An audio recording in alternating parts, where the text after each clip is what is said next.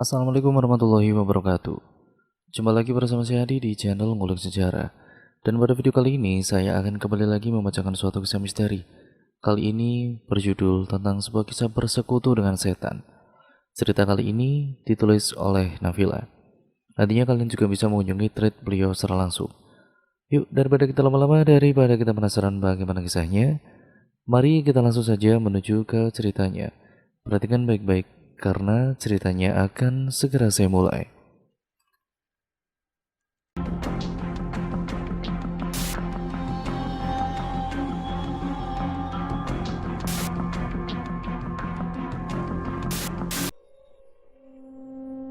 Menjelang mentari menyingsing di ufuk timur, memancarkan aroma khas embun pagi dan basah dedaunan menari indah diterpa hembusan pelan angin semilir. Membuka tirai satu persatu lalu membuka jendelanya, menghirup dalam udara pagi di area pegunungan ini. Menikmati pagi kesekian kalinya dengan menyandang statusku sebagai seorang janda muda tepatnya. Hidup sendiri di rumah peninggalan mendiang Bang Miftah yang lumayan membuatku sepi akan kesendirian, tanah gundukan makamnya pun masih terlihat basah.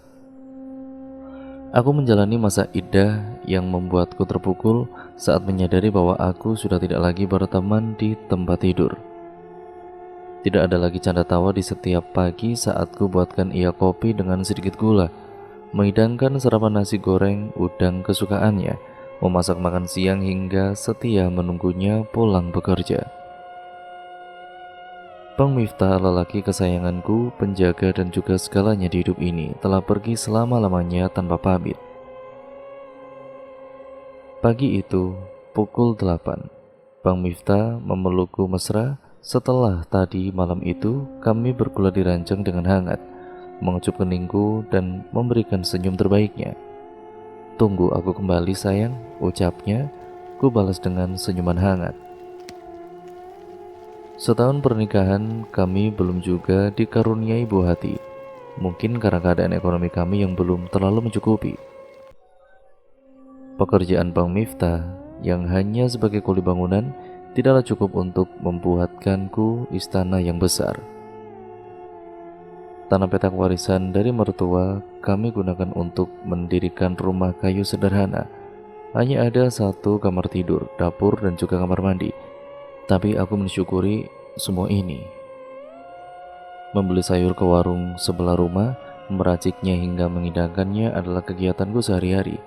Tidak banyak uang mingguan yang diberikan Bang Miftah kepadaku. "Sudah isi belum, Mbak?" celetuk Marni, tetanggaku. "Belum, Mbak, masih disuruh sabar." Bagiku kehamilan bukanlah suatu kompetisi yang siapa cepat dia dapat. Kehamilan adalah urusan Tuhan, hanya Dia yang tahu segalanya. "Masa sudah setahun nikah belum cool juga?" sambungnya lagi. Aku meneruskan memilah sayuran yang ingin dimasak. Aku hanya bisa tersenyum. Ingin rasanya tidak berbelanja di sini, tapi hanya warung ini yang paling lengkap dan terdekat dengan rumahku. Maklum, motor kami hanya satu, itu pun dipakai Bang Miftah bekerja. Harus bisa kuhadapi kicauan kecil dari para tetangga yang terus menanyakan kabar kehamilanku. Mereka bahkan menyarankan untuk makan ini itu agar rahimku subur. Padahal Bang Miftah pun tidak pernah mengungkit tentang kehamilan. Tetanggaku sepertinya tidak kehabisan akal untuk merayu agar memakai cara yang mereka sarankan. Tidak hanya denganku, Bang Miftah pun tidak luput dari sasaran rayuan ibu-ibu agar mau mengonsumsi ini itu. Terlebih kedua orang tua Bang Miftah sudah meninggal. Mungkin mereka berperan layaknya orang tua yang sedang memberitahu anak bayinya. Aku melanjutkan pekerjaan rumah, mencuci dan memotong sayuran, berharap siang ini Bang Miftah pulang untuk makan siang. Kemudian ponselku bergetar. "Assalamualaikum." "Waalaikumsalam, Bang." Karena aku tahu yang menelepon adalah kontak dari Bang Miftah. "Maaf, Mbak, ini saya Tikno. Mas Miftahnya jatuh dari atap rumah, Mbak." Wah, pakai tersambar petir rasanya. "Apa? Sekarang di mana?" kataku panik. "Sekarang kami mengantarnya ke rumah sakit, Mbak. Aku langsung menutup teleponnya, meninggalkan sayuran yang siap ku masak begitu saja. Aku menuju rumah Mbak Warni, tetangga sebelahku. Mbak, tolong mbak. Rasa hatiku sudah tidak karuan. Ada apa mbak? Mbak Warni muncul dari dalam rumahnya. Tolong antarkan aku ke rumah sakit. Siapa yang sakit? Bang Miftah jatuh dari atap. Mbak Warni bergegas menurunkan motor dari atas teras rumahnya. Aku memakai helm dengan rasa yang berkecamuk. Cepat mbak. Aku menepuk pundaknya. Tidak terasa air mataku berlinang sendirinya. Mengkhawatirkan keadaan Bang Miftah. Setiba di rumah sakit, aku langsung menuju ruang IGD. Kulihat Mas Tikno dan juga beberapa rekan kerja Bang Miftah. Aku turun dari atas motor Mbak Warni. Mbak, kata Mas Tikno. Bang Miftah mana mas? Tanyaku sambil menangis. Sepurone mbak, Mas Miftah. Bang Miftah kenapa mas? Semakin hancur rasanya hati ini. Mas Miftah sudah meninggal dunia mbak, kata Mas Tikno dengan pelan. Apa? Pandanganku mendadak gelap, aku limpung lalu pingsan. Tidak pernah aku sadari Bang Miftah meninggalkanku begitu cepat. Dia mengalami trauma di bagian kepala, hingga mengeluarkan darah segar akibat terjatuh dari atap rumah yang ia buat bersama rekan-rekannya. Aku masih ingat betul rasa bibir Bang Miftah saat mengecupku untuk yang terakhir kalinya.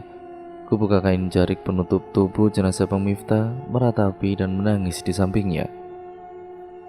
Bau kapur barus membuat aroma parfum yang biasa dia pakai menjadi hilang. Keluarga besar pun tidak kalah dirundung duka.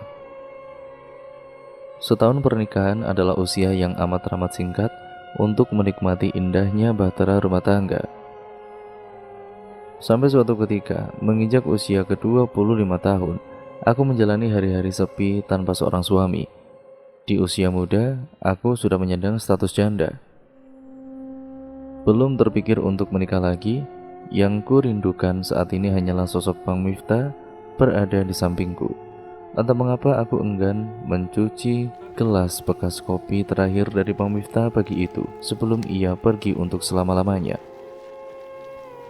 Gelas berisikan ampas kopi itu kusimpan di dalam kotak kardus bening dan meletakkannya di atas lemari, di mana aku selalu melihatnya saat ingin mengambil bumbu masakan. Baju terakhirnya yang bersimbah darah pun ku cuci bersih, kemudian melipatnya dan meletakkannya di tumpukan baju milik Bang Miftah. Menyemprotkan parfum kesukaannya, sesekali aku mengusap tumpukan baju-baju Bang Miftah apabila sedang membuka lemari. Hingga hari ke-14 pasca tragedi itu, sarung bantal dan spray di kasur pun enggan ku ganti. Aku masih mengenang pergulatan memadu kasih untuk yang terakhir kalinya di ranjang ini. Setiap merebahkan diri ke kasur, aku melirik bantal milik Bang Miftah yang selalu kutata pada tempatnya dan tidak bergeser sedikit pun, tepat di sebelah bantalku. Kini aku tidak bisa lagi merasakan dengus nafasnya dan suara denggur kelelahan itu. Sungguh aku merindukannya.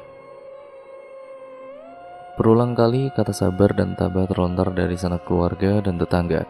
Apa boleh buat, mereka tidak sedang berada di posisiku. Sepi tanpa siapapun, aku memutuskan untuk pulang ke rumah emak. Mengendarai motor peninggalan Bang Miftah, membawa baju seadanya. Aku tidak ingin terus-menerus dirundung duka mendalam jika tetap berada di rumah, mencari angin segar dan pemandangan yang sedikit mengalihkanku tentang kematian Bang Miftah. Bayang-bayang kepala Bang Miftah yang berdarah karena terbentur bongkahan batu gunung yang digunakan untuk pondasi rumah. Bahu kanannya patah akibat jatuh dari ketinggian sekitar 3 meter dari atas atap. Teringat perkataan Mas Tikno, dari kepala Bang Miftah mengeluarkan darah terus-menerus hingga telinga dan hidungnya mengeluarkan cairan merah pekat itu. Kepalaku pusing seketika. Aku memberhentikan laju motor di pinggir jalan. Arus yang sedari tadi cukup lancar di perjalanan menuju rumah emak membuatku berkendara sangat pelan karena belum terlalu mahir menyetir. Lagi-lagi, di tempat ini, di posisiku berdiri saat ini, Aku dan juga Bang Miftah pernah berhenti sejenak untuk melepas penat dalam perjalanan ke rumah emak dulu. "Kamu capek, Lis?" katanya waktu itu. Aku seakan terbang ke masa lalu. Kembali butiran bening membasahi pipiku. Sambil berjongkok aku mengusap bulir-bulir tetesan air mataku. "Secepat inikah kamu meninggalkanku, Bang?" Ponselku bergetar. "Assalamualaikum, Dek." Aku masih menahan suara agar tidak ketahuan kalau sedang menangis. "Mbak di mana?" kata Riani. "Mbak di jalan, mau ke rumah emak." "Loh, Mbak nangis?" Riani terdengar panik. Enggak, Dek, Mbak sedikit flu," kataku bohong. "Ya sudah, hati-hati ya, Mbak." Riani adikku yang paling bungsu. Kami 3 bersaudara. Aku anak kedua dan Riani paling kecil. Kakakku Bahrul sudah menikah dan kini merantau ke Lampung menjadi supir truk pengangkut sayur-sayuran. Kuteguk air putih yang kubawa dari rumah tadi. Kunikmati segarnya hingga mencapai kerongkonganku yang mengering karena menangis. Menghela nafas panjang, memantapkan hati, lalu memakai helm dan meneruskan perjalanan lagi.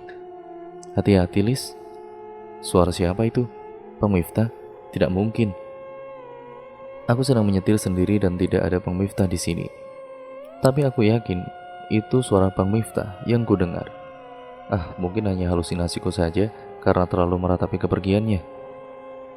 Dia memang tidak pernah memanggilku dengan sebutan yang spesial, selalu menggunakan namaku sejak kami bertemu dulu. Tapi dia suka sekali jika aku menyebutnya Bang. Entah mengapa perjalanan kali ini terasa sangat lama dan jauh sekali. Padahal jarak ke rumah emak hanya sekitar 1 jam perjalanan. Tapi kali ini rasanya aku sudah menyetir lebih dari 1 jam.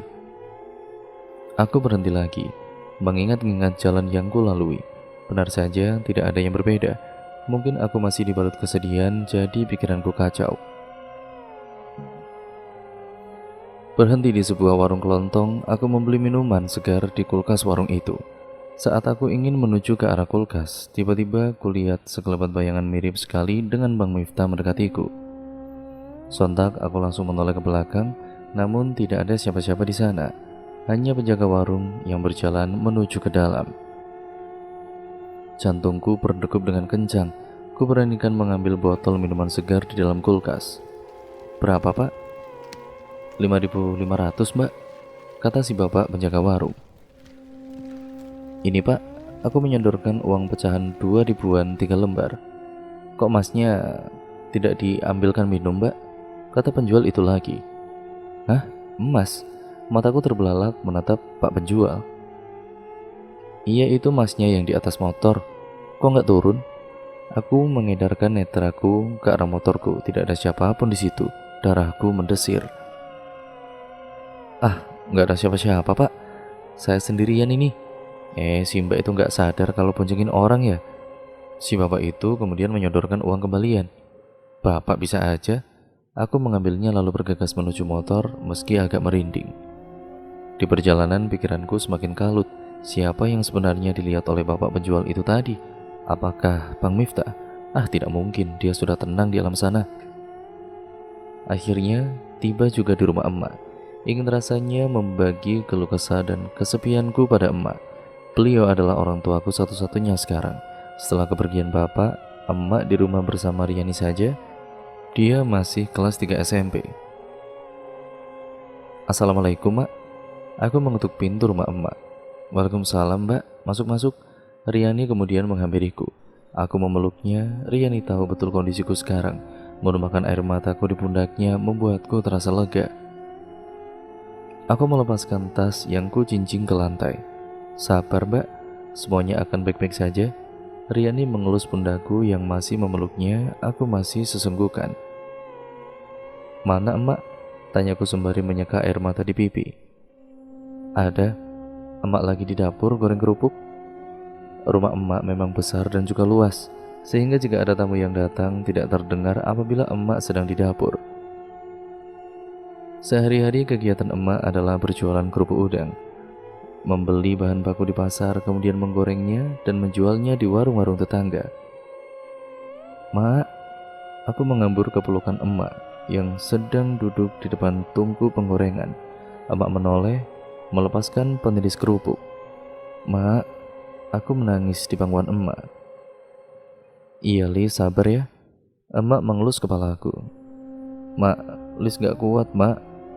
Ku telungkupkan wajah ke kaki emak. "Sabar, Yolis. Kalau kamu ikhlas, insya Allah Miftah tenang di sana."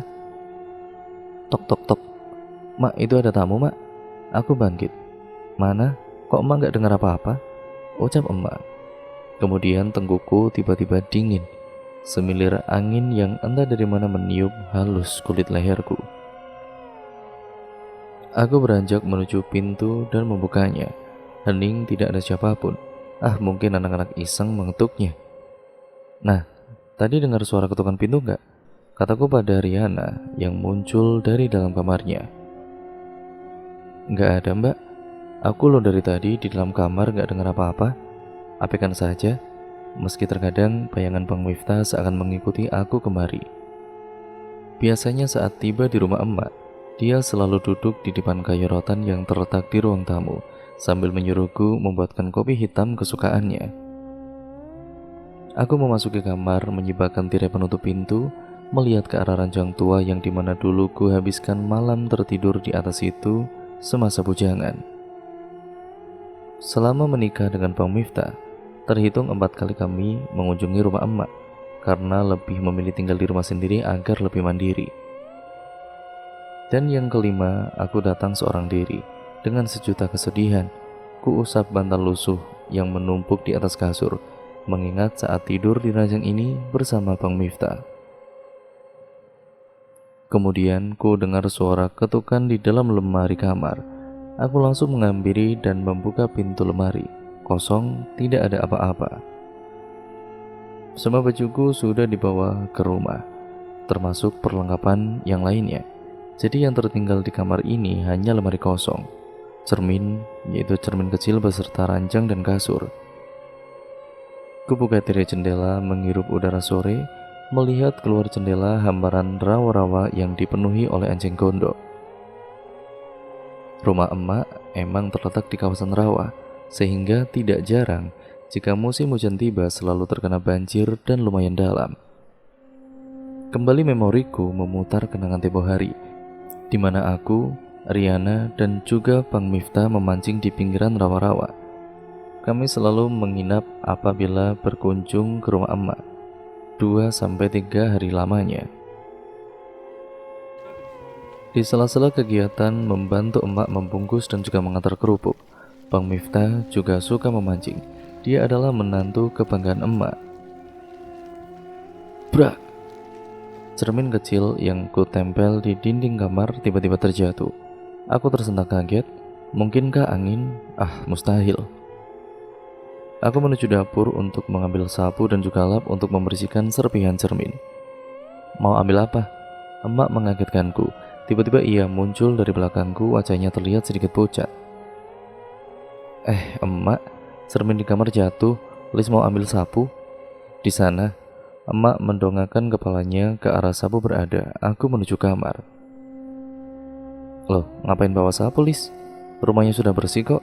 Emak datang dari arah pintu depan. "Loh, bukannya tadi emak yang ada di dapur?" "Loh, emak kok di luar ya?"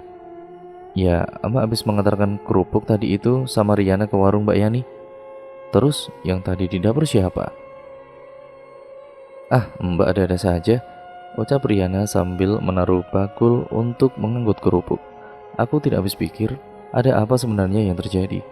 Ketukan pintu, emak di dapur, cermin yang tiba-tiba jatuh. Setelah membersihkan serpihan cermin, aku merebahkan tubuh di kasur. Mungkin aku kelelahan, jadi banyak kejadian aneh yang datang, memejamkan mata dan membuat santai persendianku. "Lis, mancing yuk." Aku terenyak dari tidurku. Aku duduk dan bangkit dari kasur. "Bang Miftah?" "Iya, itu suara Bang Miftah. Mimpi atau nyata?" Aku mengusap wajah dan juga mengatur nafas. Kembali kurebahkan tubuhku di kasur, mencoba menenangkan diri dari segala bayang-bayang Bang Miftah. "Lis, sudah maghrib, bangun sholat dulu." Emak mengetuk pintu kamarku. membangunkanku yang cukup lama tertidur. "Iya mak," teriakku dari dalam kamar. "Lis, mandi dulu ya mak." Aku menenteng handuk dan perlengkapan mandi di plastik. Emak dan juga Riana terlihat sedang menata menu makan malam di lantai. Hawa dingin menusuk tulang.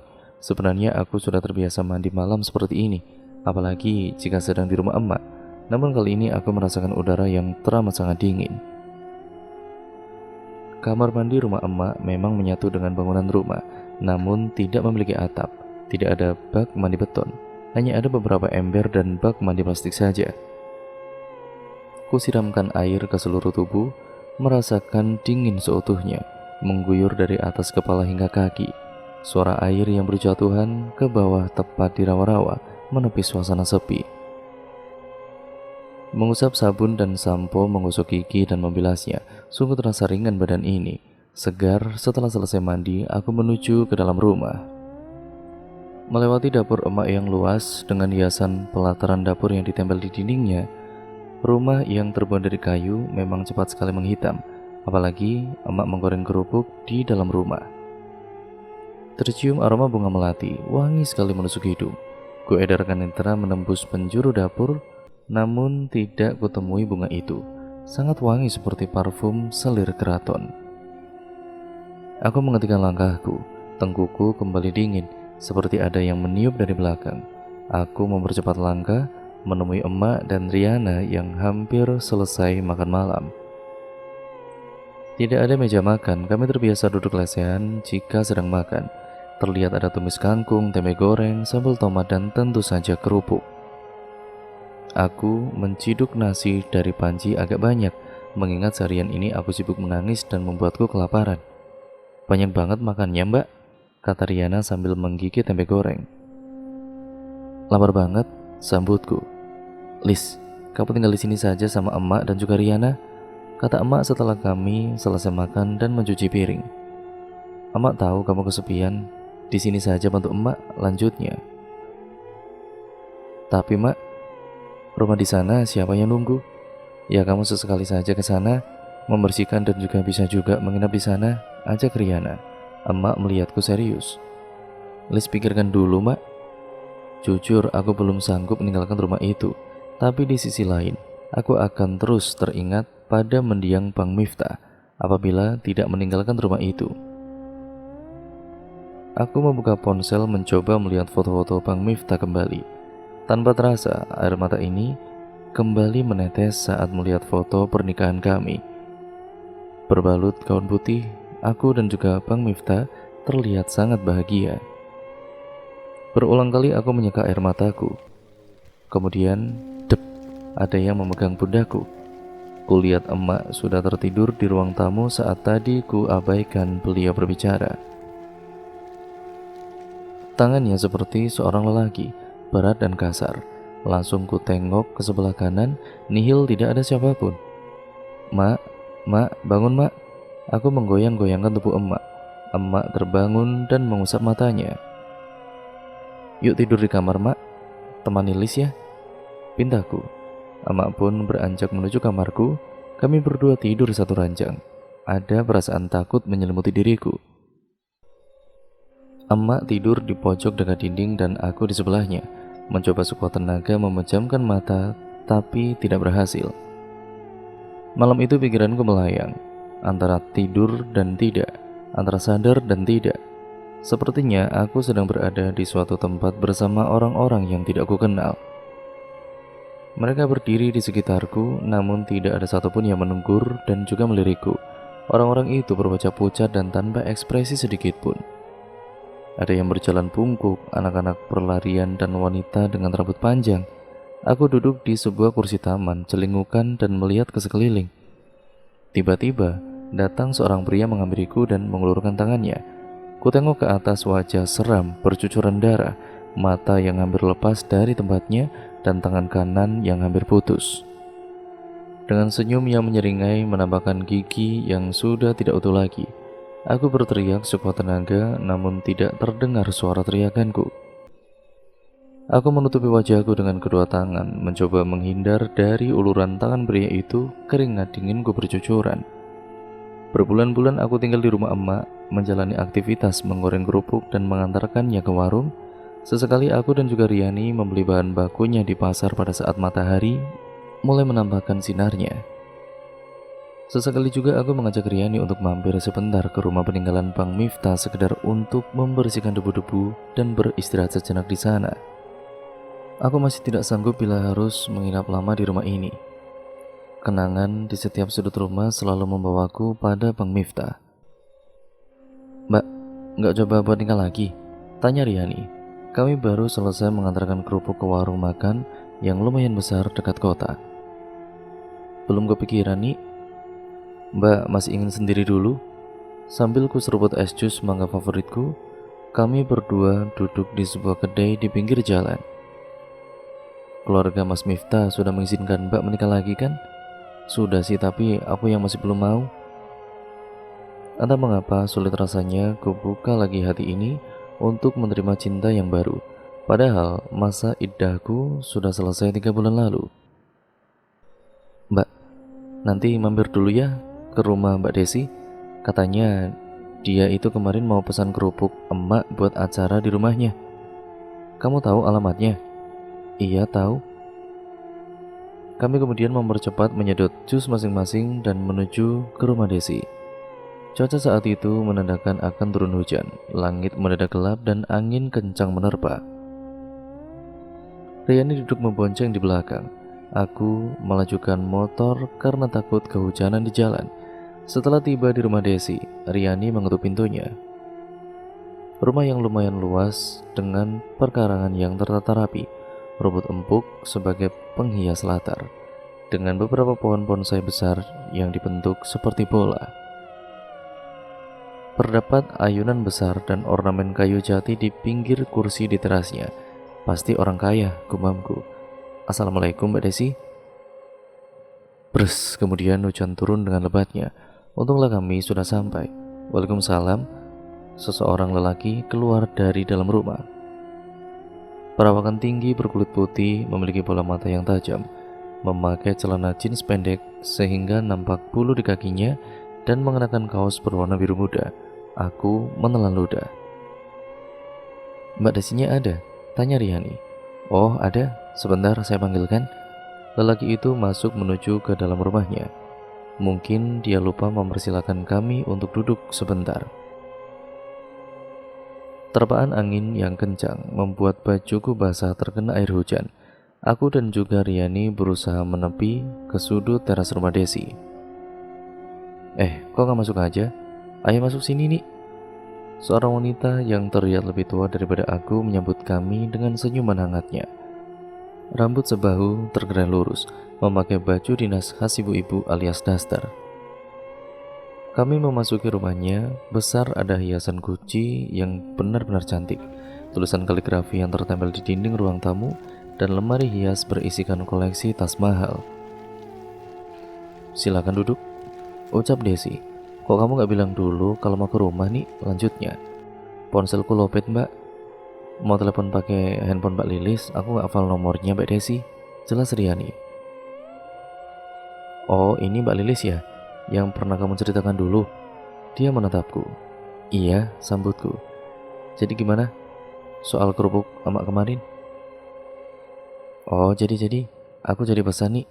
Acaranya sore lusa, tapi kemungkinan Mas Aryo yang ambil ke rumah kamu ya. Aku bisa sibuk mempersiapkan acara." "Mas Aryo?" tanya Riani.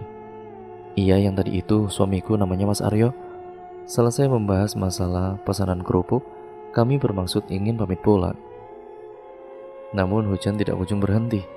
Kasihan emak jika ditinggal lama-lama di rumah sendirian.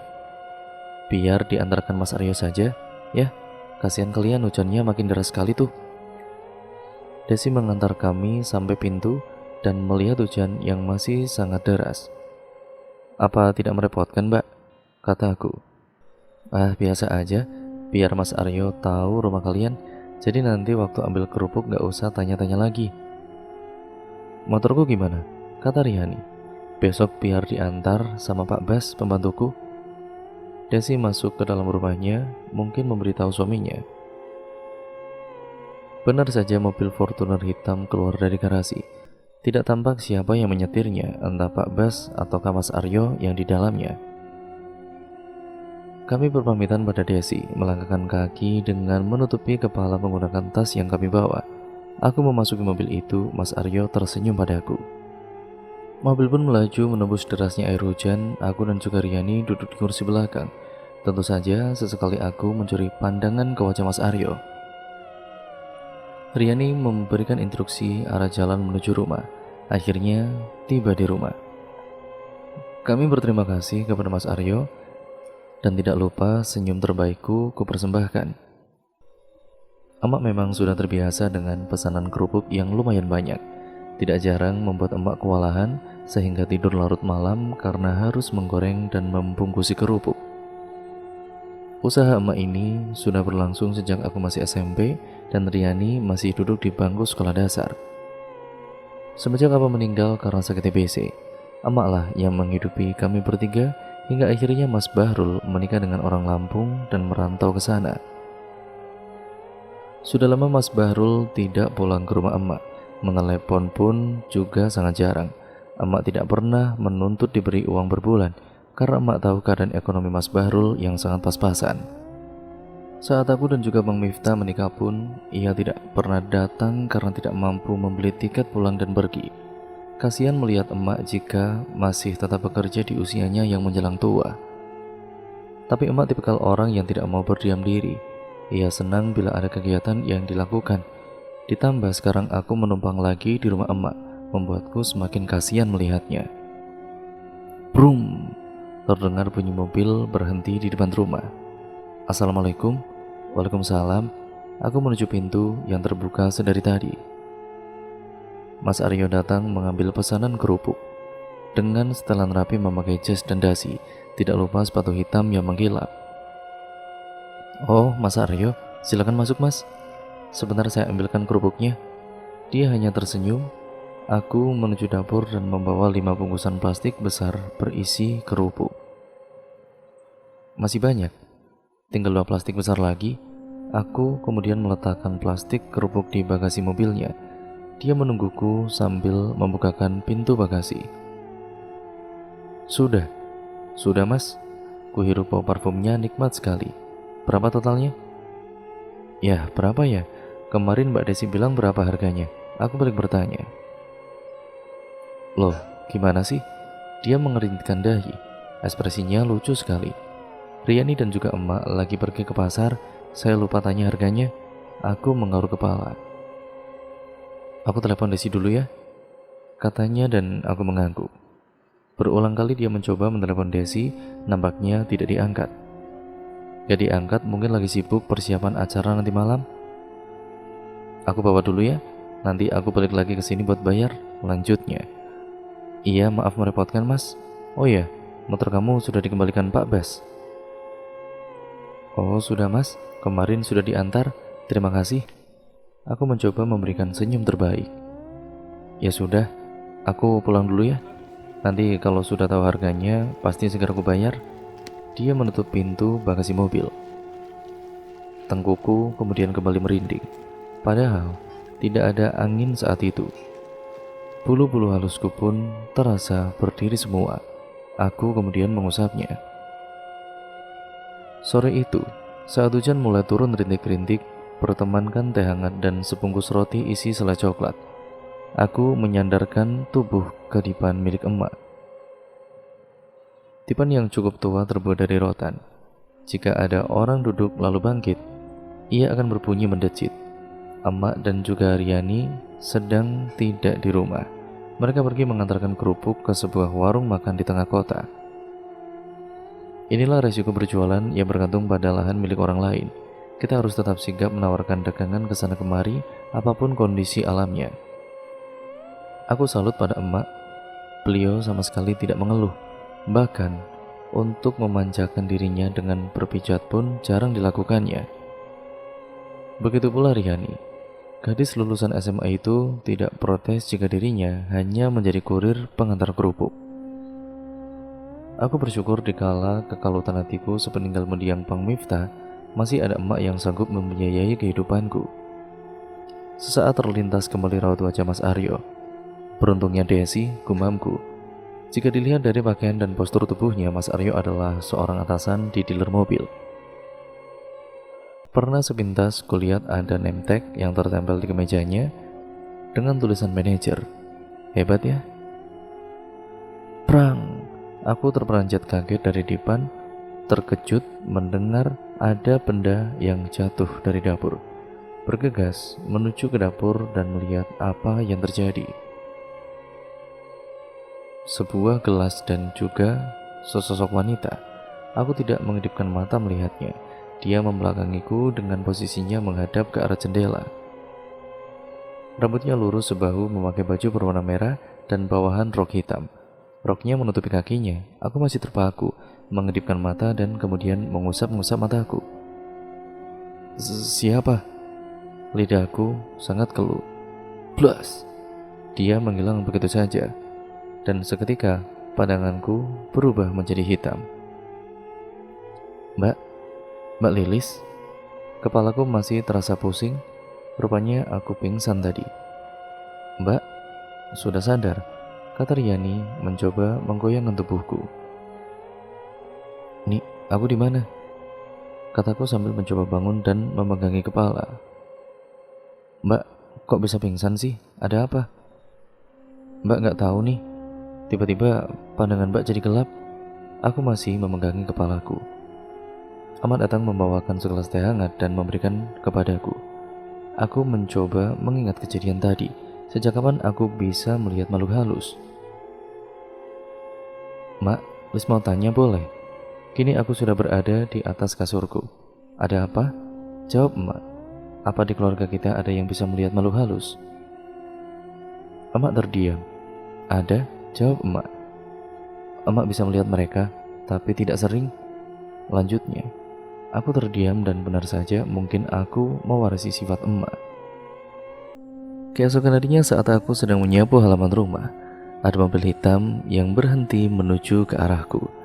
Aku hafal betul, itu mobil Mas Aryo. Mungkin ia ingin membayar kerupuk tempo hari. Ah, benar. Dia keluar dari mobil dengan gaya khasnya. Assalamualaikum. Waalaikumsalam. Mas Aryo, silakan duduk Mas. Aku kemudian menjatuhkan sapu lidi yang tadi aku pegang dan duduk di teras bersama Mas Aryo. Mau minum? Nggak usah, aku kesini mau membayar uang kerupuk kemarin. Ternyata 135.000 ya. Mas Aryo menyodorkan uang pecahan 50 ribuan 3 lembar. Sebenarnya Mas, aku ambil kembaliannya dulu. Saat aku ingin beranjak ke dalam rumah, tangan Mas Aryo memegangku dan mencegahku untuk masuk. Ah, nggak usah, hitung-hitung itu biaya keterlambatan. Aku duduk kembali. Perasaanku yang tadi biasa saja kini berubah menjadi gugup. Jantungku berdebar apalagi tadi tangan Mas Aryo memegangku. Aku melihat sekilas bayangan seorang wanita masuk ke dalam rumah. Wanita yang mengenakan baju merah dengan rok hitam. Seperti yang semalam kulihat, bulu kutuku berdiri. Ada apa? Tanya Mas Aryo. Ah, tidak Mas, tidak ada apa-apa, jawabku sambil mengelus leher. Kalian hanya tinggal bertiga di sini? Tanyanya lagi. Iya Mas, semenjak suami meninggal, aku tinggal di sini bersama emak dan juga Riani.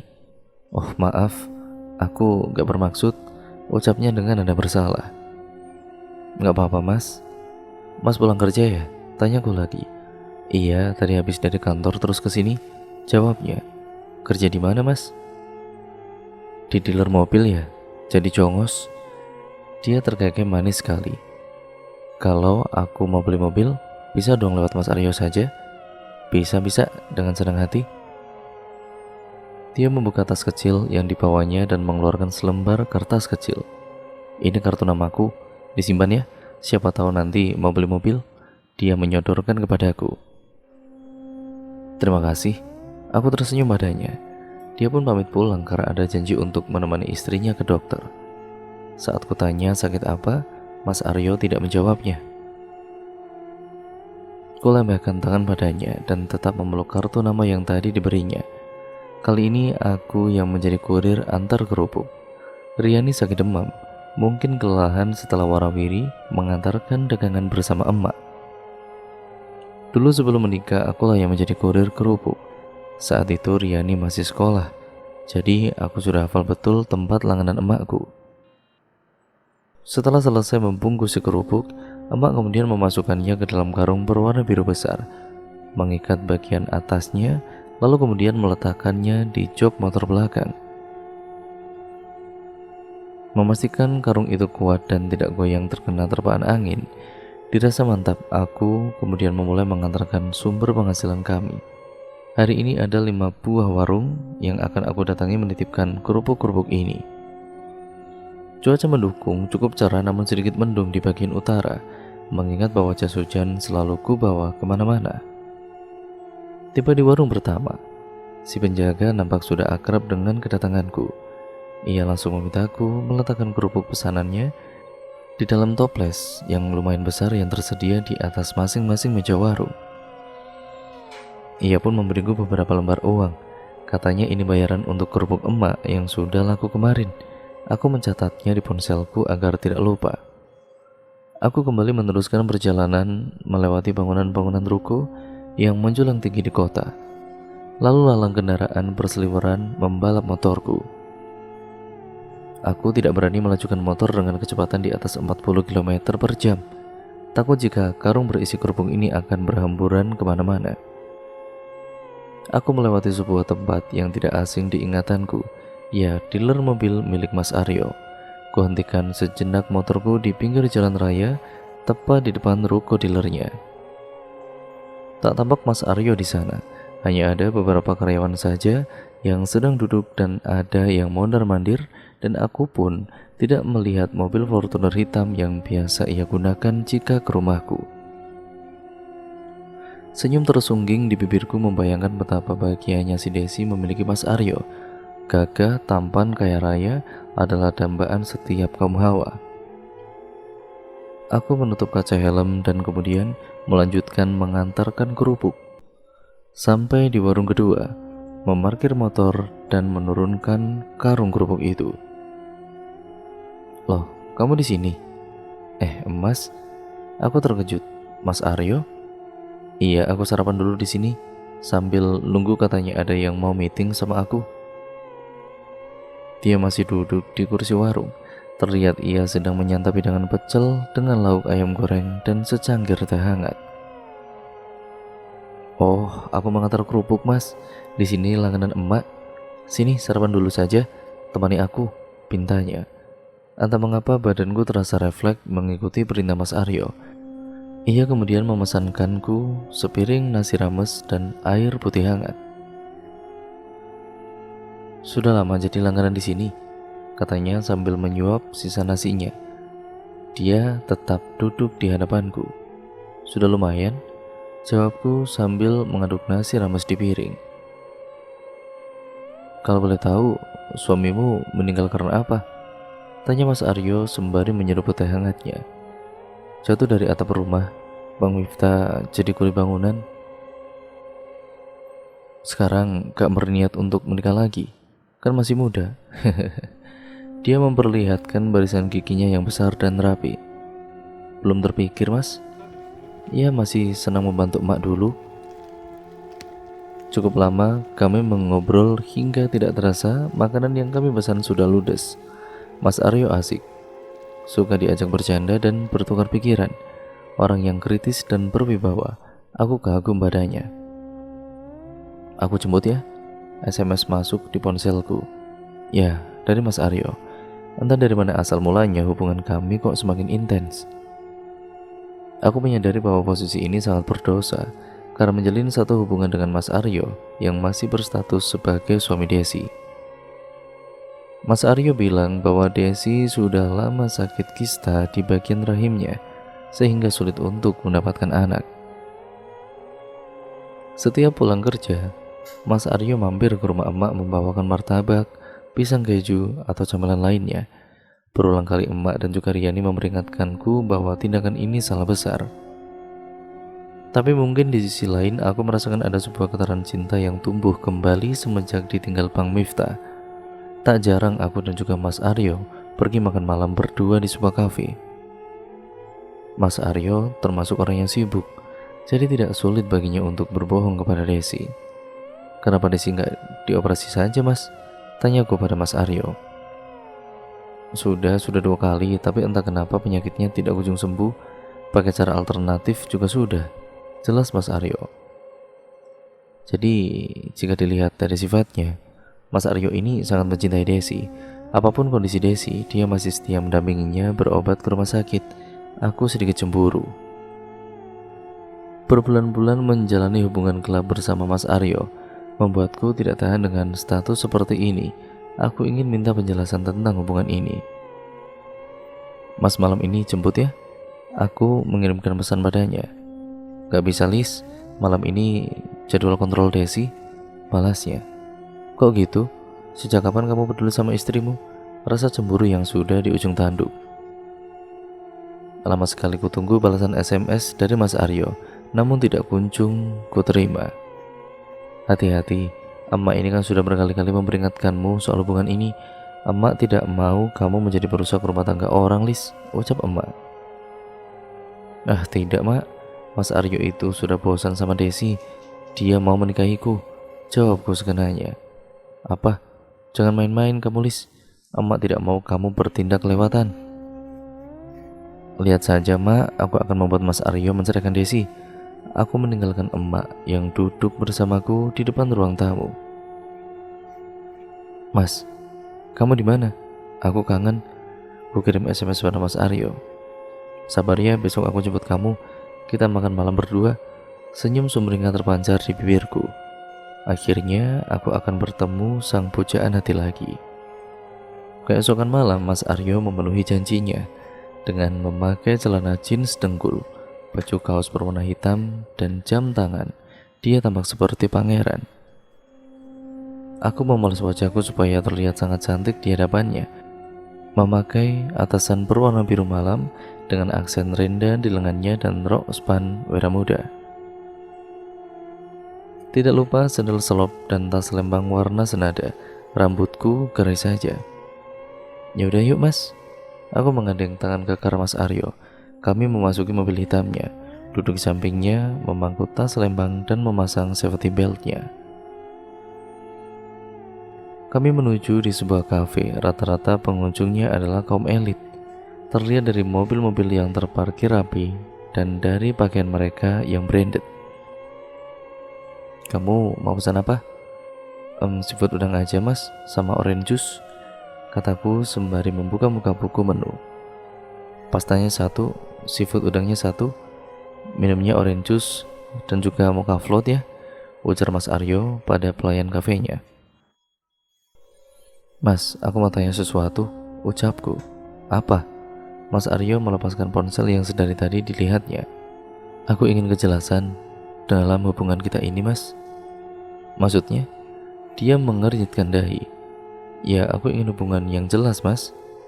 Selama ini kita sudah menghabiskan banyak waktu berdua, dan kurasa aku mencintaimu. Ya benar saja kamu Lis. Dia seolah tidak percaya. Benar mas, aku mencintaimu. Aku ingin menjadi istrimu. Apa? Istriku? Bagaimana dengan Desi? Ya kamu tinggal menceraikan saja lah mas, lalu menikah denganku. Gampang kan? Gampang? Semudah itu menurutmu? Dia semakin membuatku kesal. Mas, aku serius, bentakku. Ya, aku juga serius, tapi bagaimana dengan Desi? Dia tidak bisa hidup tanpaku.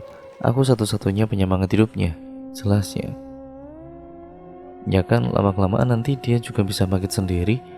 Mau sampai kapan kamu terus bersamanya yang tidak bisa memberimu seorang anak? Aku sungguh kesal padanya. Apa kamu menjamin akan memberiku anak? Hamil pun kamu tidak pernah. Mas, aku tidak mau kamu permainkan seperti ini. Aku juga punya hati. Lagi-lagi aku membentaknya.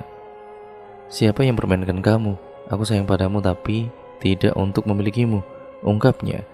Dadaku semakin naik mendengar ucapan-ucapan yang keluar dari mulut Mas Aryo. Lihat saja aku akan membuatmu menikahiku. Niatku untuk mendapatkan Mas Aryo sudah bulat. Dia berhasil membuatku nyaman di sampingnya dengan sosoknya yang begitu menawan.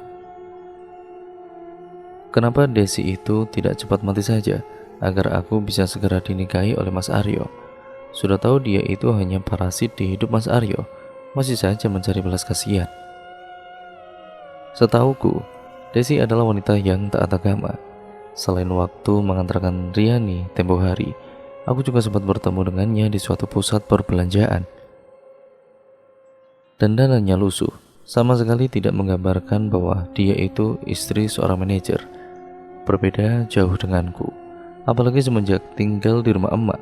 Penghasilan kerupuk meningkat drastis, dan aku selalu mendapatkan upah yang lumayan dari hasil menjadi kurir kerupuk emak. Upah itu aku gunakan untuk membeli kebutuhan make up, pakaian modis, dan tas yang bagus. Itu sebagai penunjang agar Mas Aryo tidak terlihat malu saat jalan denganku. Dia pernah bercerita kepadaku tentang penampilan Desi yang serba tertutup jika sedang berjalan berdua dengannya. Sayang, malam ini kita jalan yuk. Kukirim pesan singkat pada sang pujaan hati. Lama sekali menunggu balasannya. Tiba-tiba ponselku berdering. Ada nama Mas Aryo memanggil. Dengan gembira, ku angkat telepon darinya. Assalamualaikum Mas. Waalaikumsalam Lis, jawabnya di sana. Ada apa Mas? Malam ini aku tidak bisa menjemputmu. Desi sedang kritis di rumah sakit Lis, jelasnya. Ya ampun, tinggalkan saja dia Mas, ucapku dengan kesal. Ya nggak bisa gitu dong Lis. Sudah ya, aku masih sibuk. Dia menutup teleponnya. Dadaku bergemuruh. Sejak kapan dia mulai perhatian pada Desi? Biarkan saja dia mati. Waktu berlalu. Aku semakin diacuhkan oleh Mas Aryo. Dia membuatku semakin ingin memilikinya secepat mungkin. Berapa Pak? 13.000 Mbak. Aku menyodorkan uang pecahan 5 ribuan 3 lembar kepada si penjual es kelapa sore itu. Duduk sendirian di pinggir jalan raya, menikmati segarnya es kelapa dengan campuran sirup merah itu. Membuka ponsel dan membaca ulang isi pesan yang pernah kukirim pada Mas Aryo. Kata-kata romantisnya membuatku luluh dan senyum-senyum sendiri. Melihat beberapa foto kami berdua, mesra sekali. Teringat saat aku ingin mencium bibirnya, dia mengelak. Dia bilang belum saatnya. Kami hanya sebatas pegangan tangan saja, tidak lebih. Di seberang kursi kedai ini, aku tidak sengaja mendengar pembicaraan mereka. Dua orang wanita yang perkiraan usianya tidak jauh berbeda denganku. Dengan berpura-pura melihat ponsel, sedikit demi sedikit aku menguping pembicaraan mereka. Kedua wanita itu sedang membicarakan tentang temannya yang terkena santet oleh mantan kekasihnya hingga ia jatuh sakit dan tidak kunjung sembuh. Entah setan mana yang merasuki, tiba-tiba aku ingin mencoba hal itu, melakukannya pada Mas Aryo dan Desi. Aku semakin mantap dan bersemangat. Segera aku habiskan es degan di hadapanku. Aku beranjak pergi meninggalkan kedua wanita dan kedai itu. Di jalan aku semakin penasaran, ingin mencoba jasa santet untuk mendapatkan Mas Aryo. Aku mencari informasi tentang dukun yang bisa mengirim santet dan guna-guna pada seseorang. Di sela-sela waktu mengantar kerupuk, aku bertanya pada penjaga warung maupun orang-orang terdekat. Berdalih ingin mengobati sakit, aku menanyakan keberadaan sang dukun santet. Cukup lama hingga aku mendapatkan informasi tentang keberadaan Ki Handi, seorang paranormal. Selama itu juga aku dan juga Mas Aryo masih saling berhubungan baik. Kini sudah aku dapatkan alamat lengkap rumah Ki Handi. Aku tidak tahu di mana alamat itu berada. Nampaknya di suatu tempat yang lumayan jauh. Tidak ada nomor ponsel yang bisa dihubungi, hanya bermodalkan tulisan di secari kertas. Aku memberanikan diri berangkat menuju desa itu. Pamit pada emak ingin mengunjungi saudara jauh Bang Miftah. Tentu saja aku berbohong. Mengendarai motor sendiri, membawa tas lembang berisikan jas hujan.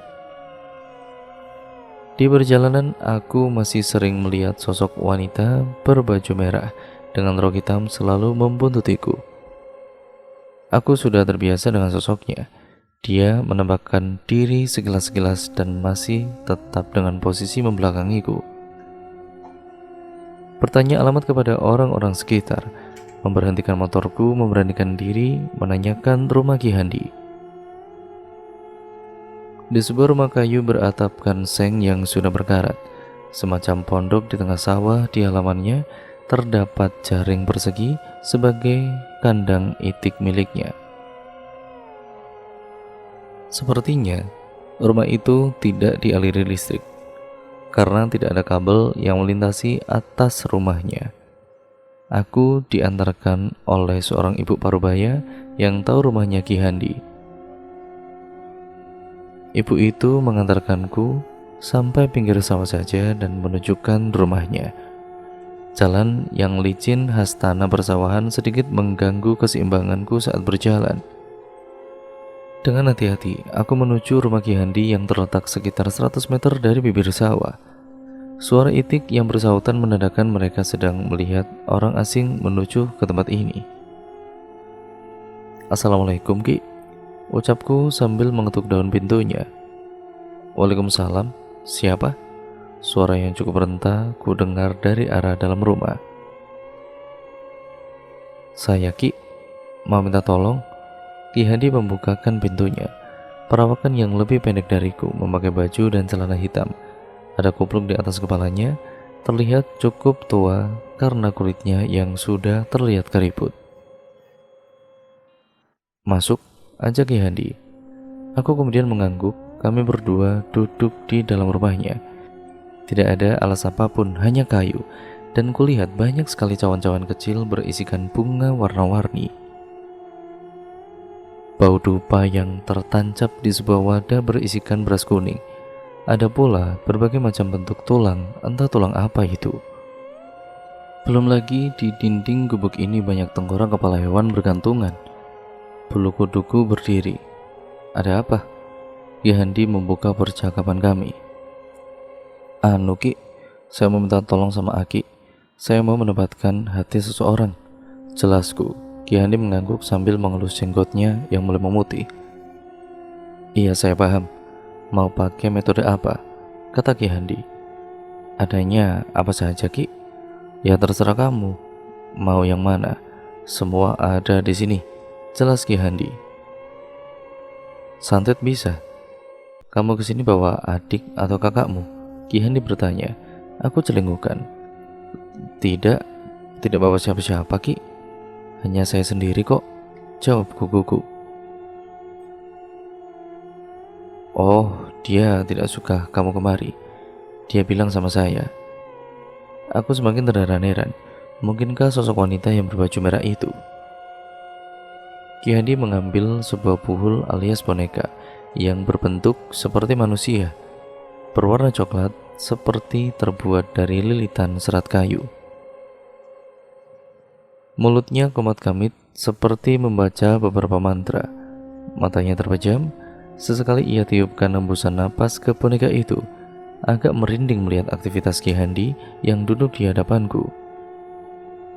Hati kecilku sebenarnya ragu melakukan hal ini, tapi sisi lain, aku ingin mendapatkan Mas Aryo tanpa hambatan apapun. Bulu kutuk yang sedari tadi berdiri. Aku bisa merasakan sosok wanita berbaju merah itu ada di dekatku, tapi tidak bisa melihatnya. "Siapa nama wanita yang kau maksud?" ucap Ki Handi sambil memejamkan matanya. "Desi, Ki," jawabku gugup.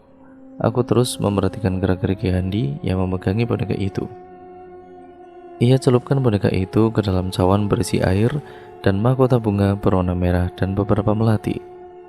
"Sudah," katanya. "Sudah apanya, Ki?" Aku masih terpaku. "Ya sudah, ini kamu bawa pulang." "Oh sebentar." Ki Handi masuk ke dalam kamarnya, meninggalkan aku sendiri di ruang yang mistis ini. "Ini, bawa ini juga." Ki Handi menyodorkan secari kertas berisi tulisan yang gelu ku ucapkan. "Ini bacaan apa, Ki?" tanyaku. Ini mantranya. Baca mantra ini sambil membayangkan wajah wanita itu. Kamu juga bisa menusuk tubuh boneka itu dengan ini. Ki Handi menyerahkan sebuah jarum besar berwarna silver. Lakukan hal ini apabila malam tanggal 14 bulan purnama, tepat tengah malam. Dan jangan pernah kamu urungkan niatmu, karena kamu sudah masuk kontrak. Jelasnya lagi. Kontrak? Kontrak apa, Ki? Tanyaku penasaran. Ya, kontrakmu dengan boneka ini. Aku mengembuskan napas. Sejauh ini aku melangkah demi mendapatkan Mas Aryo. Masa bodoh, sudah terlanjur. Ingat, wanita yang kamu bawa, dia tidak suka kamu melakukan ini. Jadi, kalau kamu ingin dia menjauh, lakukanlah ini. Dan perlu Aki ingatkan, Desi yang kamu maksud ini, dia termasuk ahli agama. Tidak mudah untuk menembus dirinya, jadi berhati-hatilah. Pesan Ki Hadi. Tanganku semakin gemetar. Ya Tuhan. Aku menyerahkan amplop putih berisikan uang. Ki Handi memang tidak mematok tarif atas jasanya. Pulang dengan membawa boneka mistis ini membuatku tidak tenang di perjalanan. Aku merasa banyak sekali yang membuntuti. Terkadang mereka memperlihatkan wujudnya. Ada beberapa yang buruk rupa dan bahkan bagian tubuhnya sudah tidak lengkap lagi. Sesekali aku memberhentikan motor hanya untuk mengusap-ngusap mataku. Mungkin hanya halusinasiku saja, tapi tidak, mereka benar-benar mengikutiku. Ku beranikan diri dan menahan teriakan sekuat tenaga. Bau anyir darah sepanjang jalan tercium. Aku di antara sadar atau tidak. Sepertinya motor yang ku kendarai melayang sendiri. Perutku agak mual setelah melihat berbagai macam bentuk rupa makhluk halus yang tidak karuan. Tidak pernah sebelumnya aku melihat yang sebanyak ini. Menyisir jalanan hingga tiba di rumah. Kondisi tubuh sangat lelah dan ngantuk sekali. Assalamualaikum. Aku mengetuk pintu rumah. Assalamualaikum. Beberapa kali ku ketuk namun tidak ada jawaban. Kemana perginya emak dan juga Riani? Biasanya jam segini mereka masih asik menonton televisi. Aku mencoba mengintip di jendela teras, namun sudah tertutup gorden. Lampu teras pun mati. Ada apa ini? Kemana mereka? Kurogotas mengambil ponsel dan mencoba untuk menelepon Riani. Tidak aktif. Tumben sekali. Aku duduk di kursi teras sambil menunggu mereka membukakan pintu. Jam berganti, hingga tiba hampir tengah malam. Lagi-lagi, aku coba untuk mengetuk pintu dan berteriak, tapi sama, tidak ada jawaban. Lelah badanku tidak bisa tertahankan, aku berbaring di upin teras dengan beralaskan bantal dari tasku itu, menutupi badan dengan jaket. Sial sekali hari ini. Sudah dilihatkan makhluk halus yang buruk rupa, rumah tidak ada orangnya. Semilir angin malam yang menerpa wajah, seakan mengelus mesra pipi dan membuatku terlelap tidur. Antara sadar atau tidak, aku seperti melayang menuju ke sebuah singgasana yang sangat indah. Di sekitarnya ditumbuhi aneka bunga berwarna-warni. Bau semerbak memenuhi rongga hidungku. Di dalam hatiku bertanya-tanya, di manakah ini? Tempat yang sangat asing bagiku. Aku berjalan menuju ke arah depan. Bisa ku rasakan di sekeliling banyak sekali makhluk-makhluk halus tidak berkaki. Mereka seakan melayang. Dan saat melihat kaki, aku pun melayang. Aneh, aku berteriak namun tidak ada suara yang keluar dari mulutku. Berkali-kali ku tampar wajah kalau ini hanya mimpi. Namun aku masih merasakan sakit. Berarti bukan mimpi. Seakan ada yang mengarahkan langkah. Aku sampai di sebuah kursi besar. Di atasnya terdapat mahkota berwarna emas. Sepertinya kursi yang empuk. Melihat ada alas busa di atas tempat duduknya. Besar sekali hingga melebihi kepalaku. Bunga-bunga terpasang di sudut kursi emas itu. Tidak ada siapa-siapa. Aku berusaha memalingkan tubuh, namun tidak bisa. Dalam sekejap, ada sosok wanita bergaun hijau memakai konde, mengenakan selendang berwarna hijau muda, dengan hiasan bunga melati di atas kepalanya. Berwajah cantik dan gaunnya menutupi kakinya. Siapa wanita itu? Aku masih tidak bisa mengeluarkan kata-kata. Lidah dan juga mulutku terasa terkunci sangat kuat. Kamu akan menjadi hambaku, ucap wanita itu. Hamba? Apa maksudnya? Tiba-tiba pandanganku menjadi gelap. Tubuhku jatuh. Aku tidak sadarkan diri. Mbak, bangun mbak. Aku merasa ada yang menggoyang-goyangkan tubuhku. Membuka mata perlahan, melihat sekeliling, rupanya aku sudah berada di kamar. Ada apa nih? Mbak tadi kenapa? Suaraku parau, badan sungguh lelah sekali.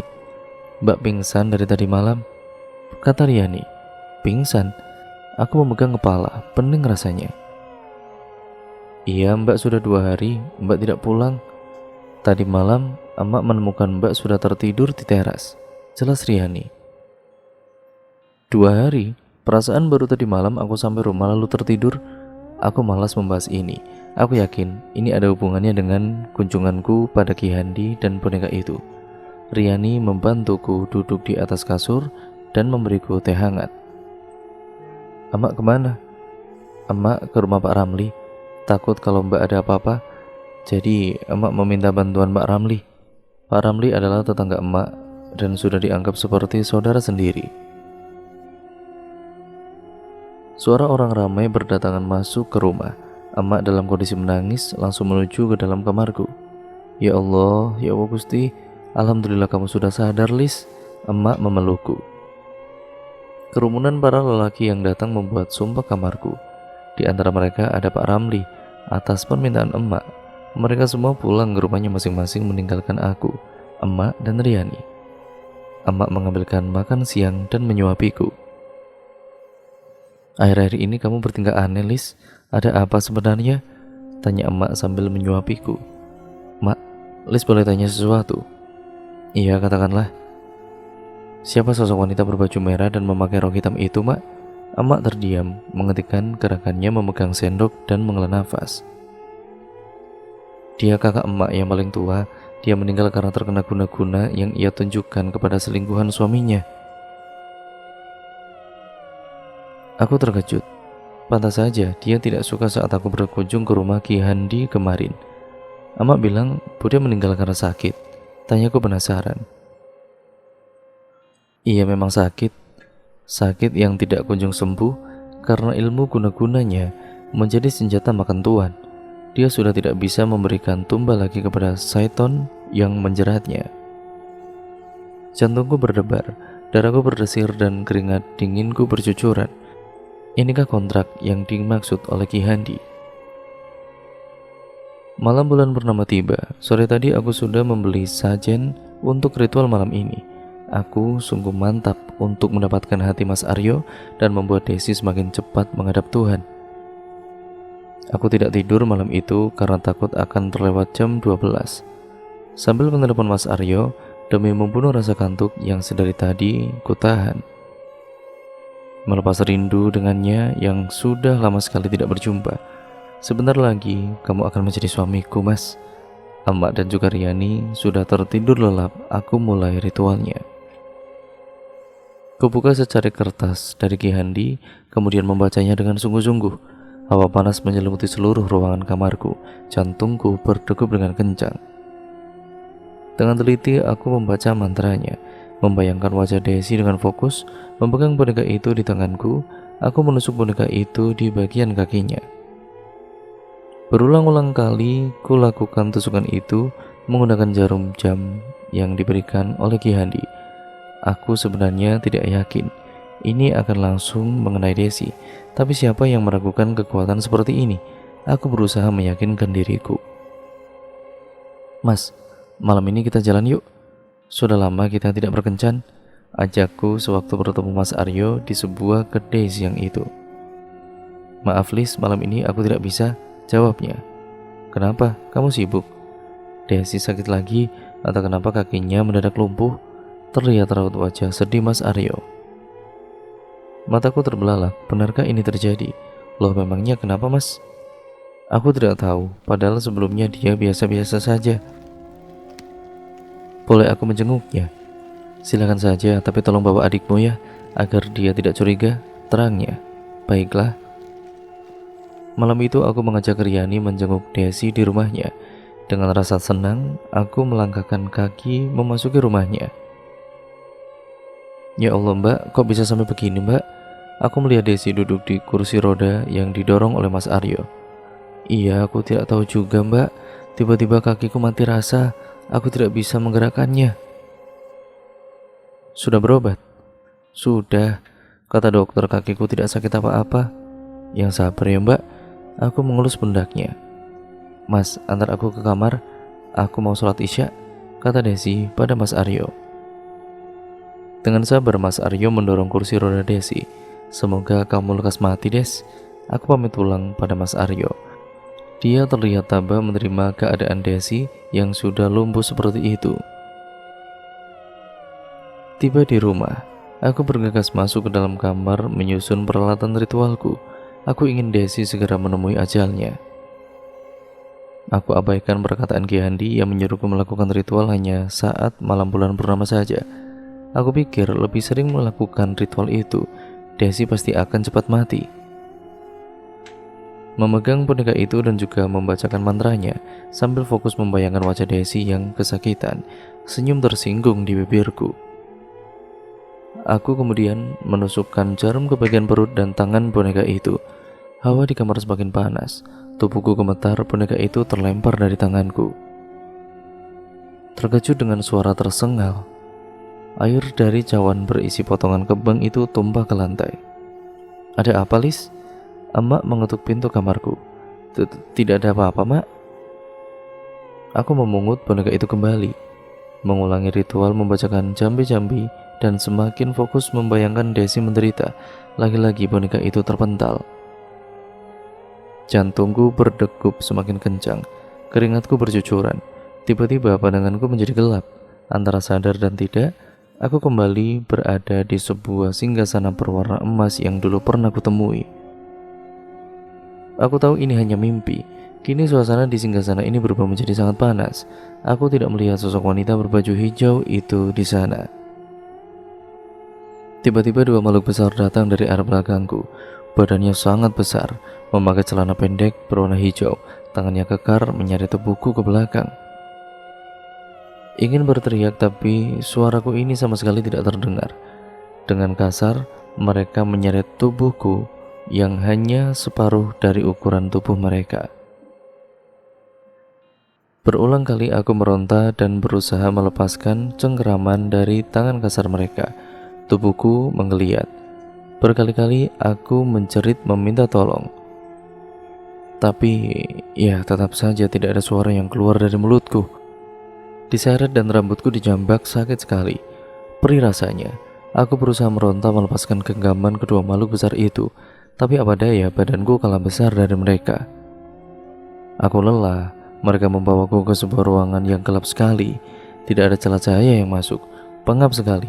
Aku hanya bisa mendengar dengan napas dari kedua makhluk itu. Terdengar sangat marah. Aku didudukkan di lantai dengan posisi bersimpu. Tiba-tiba di hadapanku timbul sebuah cahaya yang menyilaukan sangat terang sekali. Dari dalam cahaya itu muncul wanita berbaju hijau yang tempo hari kutemui di tempat misterius ini. Dia membawa dua ekor ular yang melilit di lehernya. Ular itu saling menjulurkan lidahnya. Sang wanita terlihat marah padaku.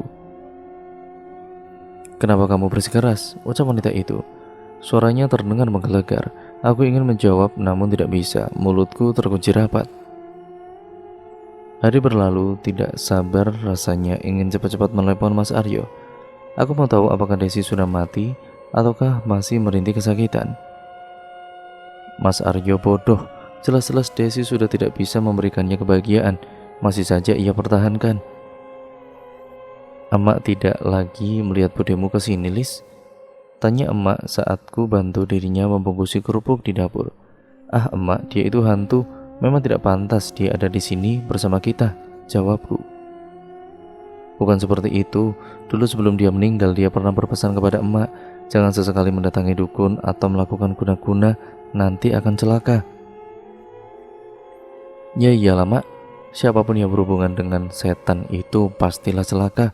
Omonganku terbata-bata. Lagi pula siapa yang percaya dengan senjata makan tuan?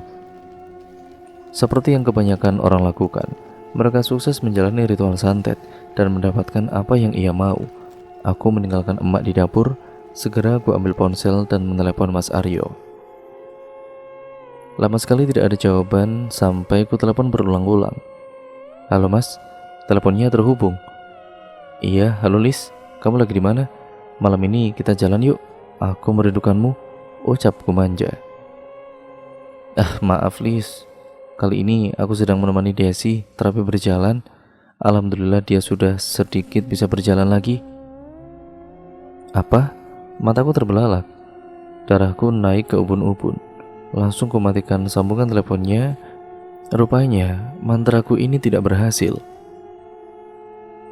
Kulihat jam masih pukul 9 pagi. Aku memakai jaket, berganti pakaian dan bergegas menuju ke rumah Ki Handi. Apa-apaan ini? Kenapa santetnya tidak berhasil? Dia mempermainkanku. Tanpa pamit pada emak, aku kemudian melajukan motor dengan kecepatan penuh. Hatiku kalut dirundung emosi. Perjalanan memakan waktu sekitar 1 jam untuk sampai di rumah Ki Handi. Setiba di rumahnya, aku langsung menggedor pintunya tanpa mengucapkan salam. Amarahku memuncak, dia membukakan pintu.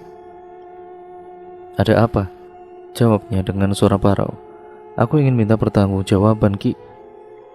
Pertanggungjawaban apa? Mari duduk dulu. Ki Handi mempersilahkanku untuk masuk dan duduk. Saya sudah melakukan ritualnya 2 kali, tapi kenapa Desi malah bisa berjalan lagi Ki? Ujarku menggebu-gebu. Sudah Ki bilang, Desi adalah orang yang taat agama. Dia tidak mudah untukmu bisa mengirimkan guna-guna kepadanya. Jelas Ki Handi. Omong kosong, semua harus bisa ditembus. Aku marah padanya. Bagai orang yang kesurupan, ku hampur cawan-cawan milik Ki Handi dan jatuh berserakan. Ku banting hiasan kepala hewan yang menempel di gubuknya. Apa-apaan kamu? Lihat Ki, aku akan membuat Desi mati. Ambisi kini menyelimuti diriku, panas menyelimuti badanku. Kau akan membuat mereka marah. Pantesan. Aku pergi dari rumah Ki Handi dengan emosi yang memuncak. Tiba di rumah, aku langsung memasuki kamar, menggelar peralatan sajian untuk ritual kembali.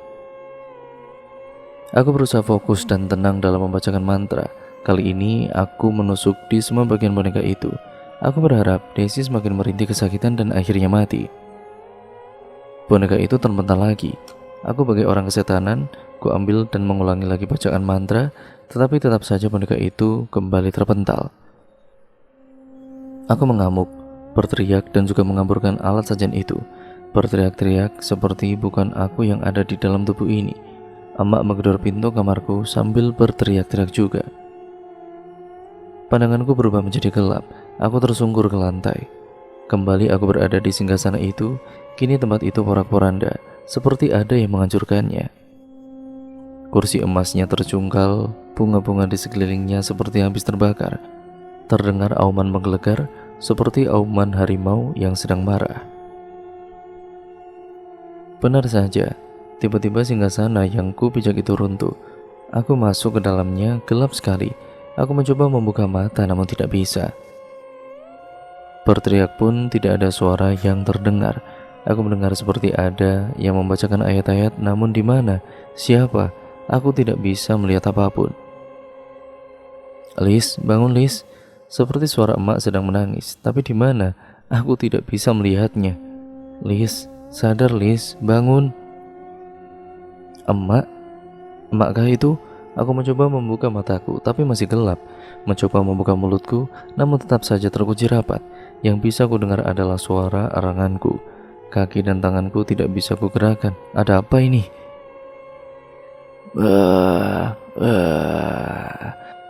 Hanya itu yang bisa ku keluarkan dari mulutku yang terkunci. Emak masih terdengar menangis. Dan tidak hanya emak. Nampaknya banyak sekali orang yang berada di sini, sedang berkumpul. Tapi aku di mana? Tubuhku sangat kaku sekali. Sampai singkat ceritanya, Lilis sudah bisa berbicara namun tidak terdengar jelas, seperti orang berbisik, dan dia masih tidak bisa membuka matanya. Badannya pun kaku seperti kayu. Buang hajat pun dilakukan Lilis di atas kasurnya. Emak dan juga Riani lah yang mengurus Lilis saat itu. Aryo pernah menengok Lilis dan emak menyampaikan perbuatannya. Aryo terkejut. Dia bahkan tidak habis pikir Lilis tega melakukan ini pada Desi. Kini Desi telah tiada karena penyakit rahimnya yang membuat tubuhnya lemas, bukan karena santet. Aryo menuturkan bahwa Desi sangat gemar sekali melakukan ibadah. Saat kakinya lumpuh pun, Desi masih sering melakukan sholat. Itu yang membuat Aryo setia mendampingi Desi sampai kapanpun. Lilis sempat meminta maaf pada Aryo, namun nasi telah menjadi bubur. Lilis tetap tidak bisa merubah takdirnya. Selama 3 tahun pasca Lilis melakukan santet, ia meninggal dengan ada butiran air mata jatuh di pipinya. Inilah kontrak mati Lilis kepada setan yang telah meracuni pikirannya demi mendapatkan ambisinya.